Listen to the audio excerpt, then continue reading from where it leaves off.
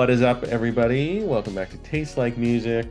Joe here with Cramser, doing a little review for you, straight to you of the U2, the 15th album from the venerable Irish rockers, the third in their Songs of series, I guess. I don't know exactly what they're doing with this whole theme, following Songs of Innocence, which was the iPhone disaster, Songs of Experience, which just nobody liked, and now Songs of Surrender, which is 40 tracks remade. These are all songs that you've heard before if you're a YouTube fan, or many of them that just you listen to the radio, you'll hear a bunch of these songs. So they decided to remake them stripped down. Now it's not acoustic per se. It's not just them with, acoustic guitar kind of strumming away with Bono singing and, some bongos or something. It's like them with full instruments, but it's just like lesser, smaller, more intimate arrangements of these 40 songs produced by the Edge. I don't know. It's an interesting take, I think. I don't know if we've seen this exact style. We see a lot of like the acoustic remakes and stuff like that, or like just like a full on, like, we don't like how that used to be, so we're remaking it. But I don't know if anyone's like really taken all these classic greatest hits and just like really changed the arrangements as much as U2 has here. But the question is that a good idea, and was it worth it for U2? Well, for me, it wasn't worth it. Two words come to mind: not needed.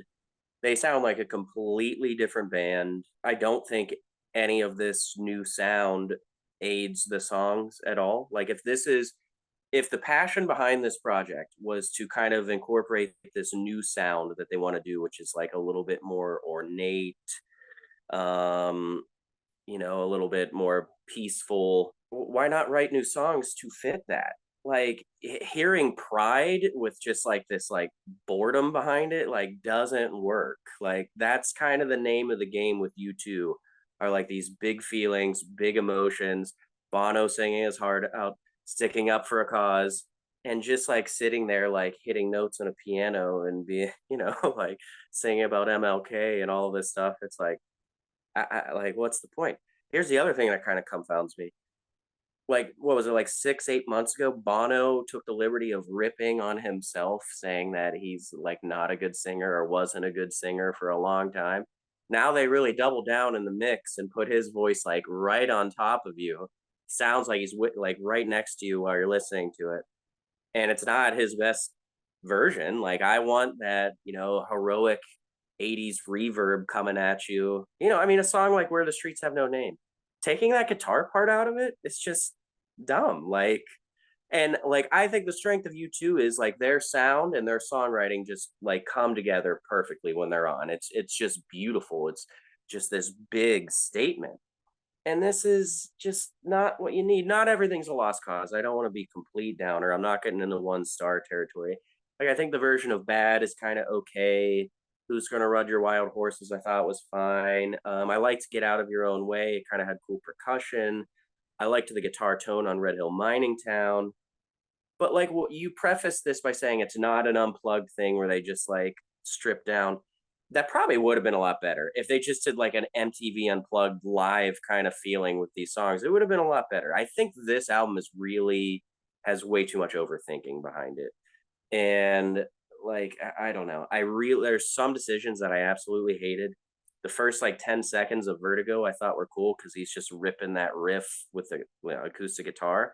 And then that like just single fiddle or violin comes in with those piercing like things, and that just sounded terrible to me. You get a song like Still Haven't Found What I'm Looking For, and Bono basically just like talk sings it and like never gets the enthusiasm there.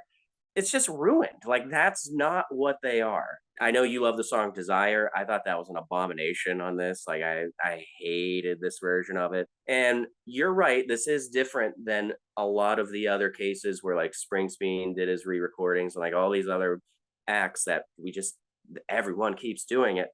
This one is different, but it still faces the big problem. none of these versions are better than the originals. None of them.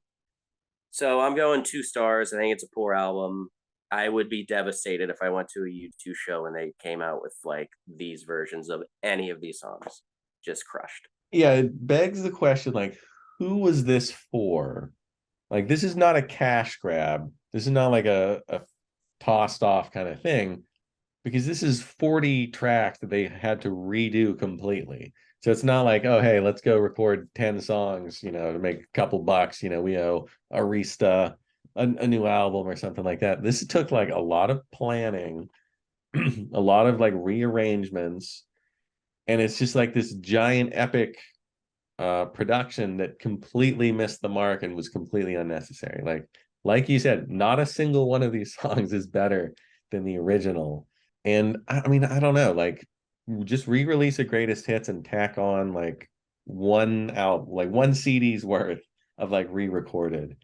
Like, we just don't need any of these. You have a track like Red Hill Mining Town, which I love, and it's stripped back and boring, and they throw some like horns on it, and it's just like, okay, this is a different take on it.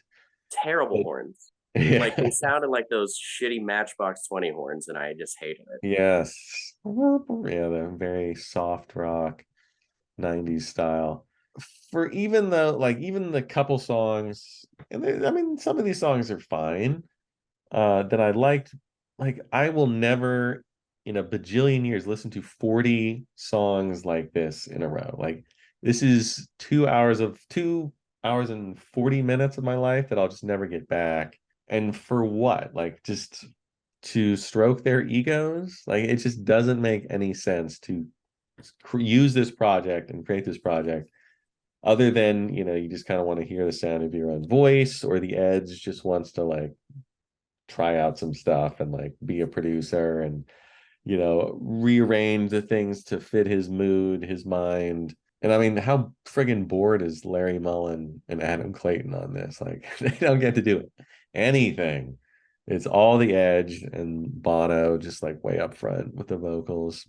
It's basically like you go over to the Edge's apartment and he's like, "You like U2?" And you're like, "Yeah." And he's like, "Want to see how I hear these songs differently?" And just like, it's like, "Oh, okay, cool. Yeah, this one's got piano and strings instead." Like, great, dude. Like it, and he just has the power to make it happen.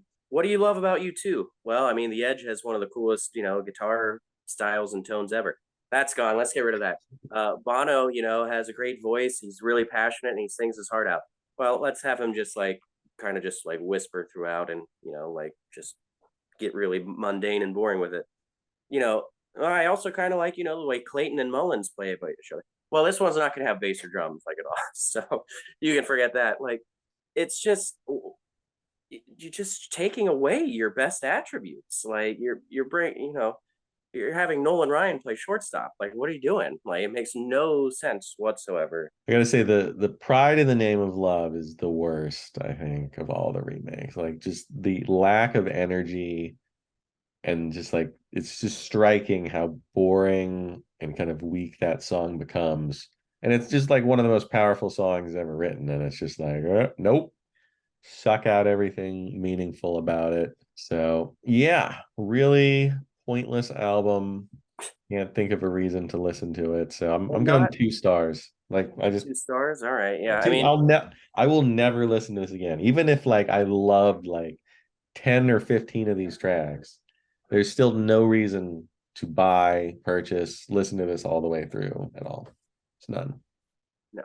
And not that the sequencing or flow of this album matters at all, but leading off with one was a really, really weird choice. Like, especially the way they do it. You can't even tell it's one for like the first like 20 seconds. Yeah, I was just very disappointed with this whole thing. Not that I was expecting that much. I can't say I was disappointed, but I'm also disappointed with U2 in general with this. And even if they just picked the 12 best tracks after recording these 40, I'm still giving it 2 stars. I might go 3 if that was the case. If I didn't have to listen to 40 songs, I might feel a little bit better about this project, but it's still certainly not an essential U2 listen. I guarantee no one who's watching this has listened all the way through. If you did, I want receipts. You got to prove it because this is 165 minutes Oh, of God, I just thought of something terrible. There's a chance Jason likes all of these versions of these songs more than the albums. There is a chance. I didn't even think about that. we'll have to ask him. Maybe he can add something in a YouTube comment or something, Patreon, Instagram. So look for that. But Songs of Surrender from U2, not great. Yeah. Leave your reviews, your comments in the comment section. Let us know how you feel about this one. Like the video, subscribe to the channel. Check us out on Instagram, Facebook, Twitter, whatever. You can support the channel by going to Patreon and becoming a patron. Be great. And yeah, we'll be back sometime this week with Bjork, probably. So check that out. It'll be much more interesting than Songs of Surrender. See you next time.